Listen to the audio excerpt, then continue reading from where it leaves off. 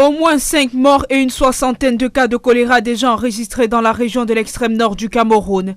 À Fotokol, dans le département du Logone-Tchari, les équipes sanitaires tirent la sonnette d'alarme. Effectivement, le Logone-Tchari est en épidémie de choléra et nous on s'étend souvent.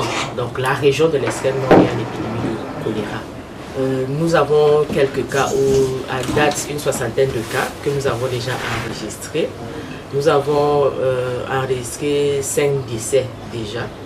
Les 5 décès déjà enregistrés depuis les 5-6 jours que nous sommes en train de gérer cette épidémie-là. Selon les spécialistes, la consommation d'eau contaminée, le manque d'assainissement, les inondations saisonnières ainsi que les déplacements de population favorisent la propagation de la maladie. La région de l'extrême nord a toujours connu des petites ou alors des grandes épidémies à l'approche de la saison pluvieuse.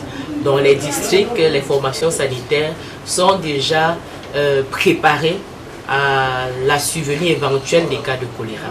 Donc ce dispositif est en place. Mais maintenant que nous avons des cas, on a juste renforcé ce dispositif. Dans les centres de santé comme au cœur des villages, médecins et agents de santé communautaires prennent en charge les malades, recherchent les cas suspects et renforcent la surveillance épidémiologique. C'est-à-dire que nos agents de santé communautaires sont dans la communauté pour sensibiliser, pour rechercher les cas additionnels s'il y en a dans les ménages, parce que parfois nous avons les cas dans les ménages et puis ne se présentent pas. Malgré cette mobilisation, le nombre de cas confirmés continue d'inquiéter, illustrant la vulnérabilité des populations face à l'épidémie.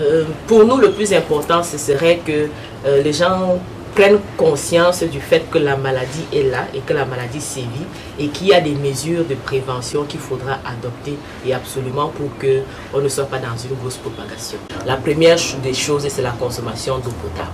La deuxième des choses, c'est le lavage des mains. Un lavage de mains systématique, avant et après les repas, avant et après s'être rendu dans les toilettes, avant et après avoir mangé un enfant, avant de cuisiner. La consommation des aliments propres qu'on a bien lavés. La priorité est désormais la prévention. Face au phénomène, les équipes de santé multiplient les campagnes auprès des communautés.